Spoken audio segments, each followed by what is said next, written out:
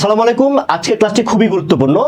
আমরা 10টি ক্লাসের মধ্য দিয়ে বাংলা বর্ণমালার বিভিন্ন দ্বিধান্বিত জিনিসগুলো সমাধান করব। বিশেষ করে যুক্ত বর্ণগুলো এবং বর্ণের মধ্যে যে রেখা যে টানগুলো থাকে উপরে কেউ মানে যে কোষিগুলো থাকে বর্ণের মধ্যে যে উপরে নিচে যে বাঁকানো যে অংশগুলো থাকে এইগুলোকে আমরা এক একজনে এক এক নাম বলি। কেউ বলি কান, কেউ বলি হাতির সুর, কেউ বলি বিড়ালের লেজ, কেউ বলি টিকি, এক একজনে এক এক কথা বলি।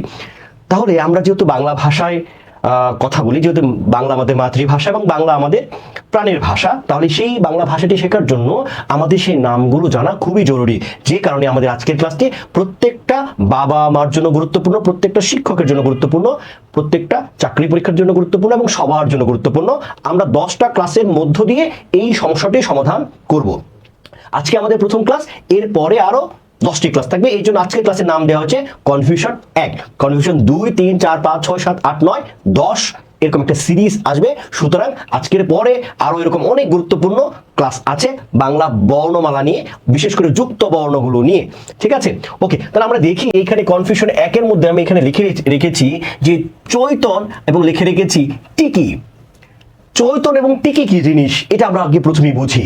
চৈতন বা টিকিটা হলো যে এক ধরনের একজন ব্রাহ্মণ বা বামন ছিলেন যাদের মাথার মধ্যে চুল নেই, চুল ছিল না, কিন্তু এই চুলের এইখানে আবার একটা লেজের মতো থাকতো, বিড়ালের লেজের মতো থাকতো। এরকম পুরো মাথায় চুল নেই, কিন্তু পিছনে এরকম এই যে এরকম মাথার এখানে পিছনে একটু লম্বা এরকম রেখে দিত, চুলের লম্বা একটা রেখে দিত, বিড়ালের লেজের মতো দেখা দিত। যেটা আপনারা দেখবেন যে চাইনিজ যে মুভিগুলো আছে সেখানে আপনারা দেখবেন যে কুংফু মাস্টার আছে কিংবা মার্শাল আর্টের যারা মাস্টার আছেন তাদের মাথার মধ্যে এরকম লেজের মতো থাকে, পুরো মাথাতে চুল নেই কিন্তু এরকম পিছনে একটু চুল আছে। এটাকে বলা হচ্ছে চৈতন কিংবা টিকি বলা হচ্ছে। তো আমরা এই আমাদের যে বর্ণমালা আছে সেই বর্ণমালার মধ্যে আমরা 8টি বর্ণের মধ্যে দেখব যে এরকম টিকি আছে কিংবা চৈতন আছে। এই যে দেখেন এখানে যে আমি লিখেছি রস্বই, এই যে দেখেন উপরে একটা কি আছে, টিকি আছে বা একটা চৈতন আছে। এই যে একটা টিকি আছে, এখানে একটা চৈতন আছে, এখানে একটা চৈতন আছে, এখানে আছে। অর্থাৎ আমার রস্বই দীর্ঘই রস্ব দীর্ঘ ওই ও ট এবং ঠ, অর্থাৎ দুটো হচ্ছে ব্যঞ্জন বর্ণ এবং 6টি হচ্ছে স্বরবর্ণের মধ্যে আমরা সেই বামনের মতো কিংবা ব্রাহ্মণের মতো আমরা টিকি বা চৈতন্য দেখেছি। তো এইটার নাম হচ্ছে আপনার চৈতন্য।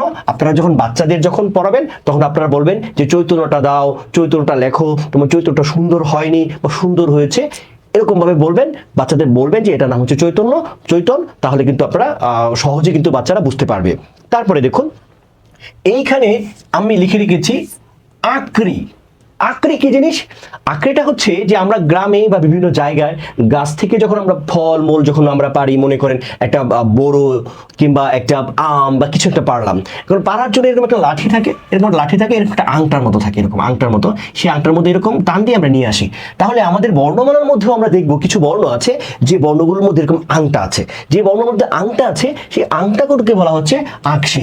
ভালো বা অভিধানের মধ্যে শব্দটাকে আমরা আকৃ বলছি, এবং আকৃ যদি আমরা একেবারে মানে আমাদের যে ব্যবহারিক যে অর্থ সেটাকে যদি আমরা বলি তো হচ্ছে আংটা। তাহলে এই যে দেখেন এখানে একটা আংটা আছে, তাহলে তাকে আমরা কি বলবো? আকৃ বলবো।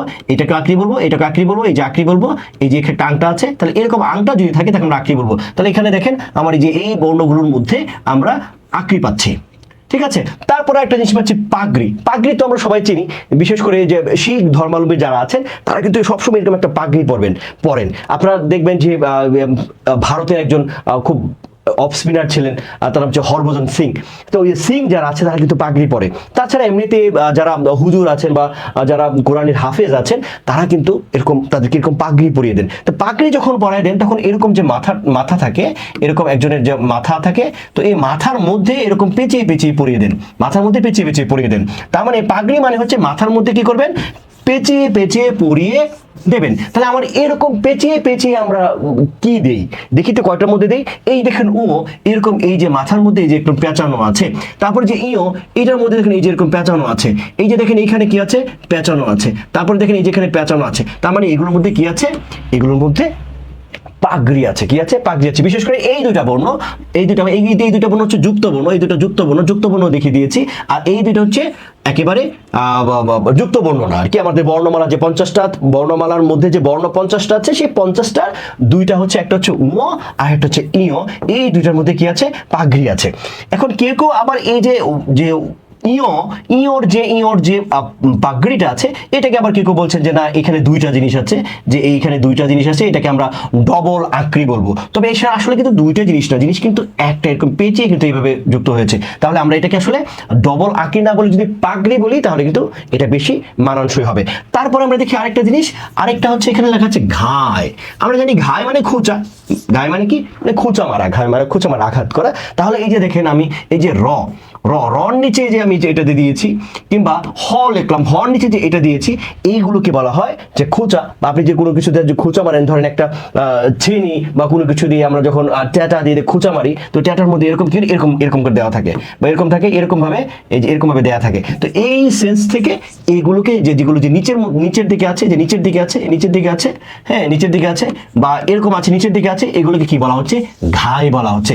তাহলে আপনারা এই ব্যাপারগুলো যদি আজকে নতুন শিখে থাকেন, তাহলে আপনাদের বাচ্চাদের জন্য বা আপনাদের পরবর্তী প্রজন্মের জন্য, কিংবা আপনারা নিজেরা জানার জন্য, বা আপনারা যদি শিক্ষক হয়ে থাকেন, কিংবা আপনারা যদি টিউশন করানো থাকেন, তাহলে আপনারা এই বিষয়গুলো শিখবেন এবং আপনাদের স্টুডেন্টদের শেখাবেন বলে আমার বিশ্বাস। যদি আজকের ক্লাসটি ভালো লাগে, তাহলে ক্লাসটি শেয়ার দিয়ে রাখুন, এবং পরবর্তী আরো 9টি ভিডিও আসবে আমাদের এই যুক্ত বর্ণগুলো নিয়ে, কেন যুক্ত বর্ণটা এরকম হলো। তো আশা করছি আমার পাশেই থাকবেন। সবাইকে অসংখ্য ধন্যবাদ।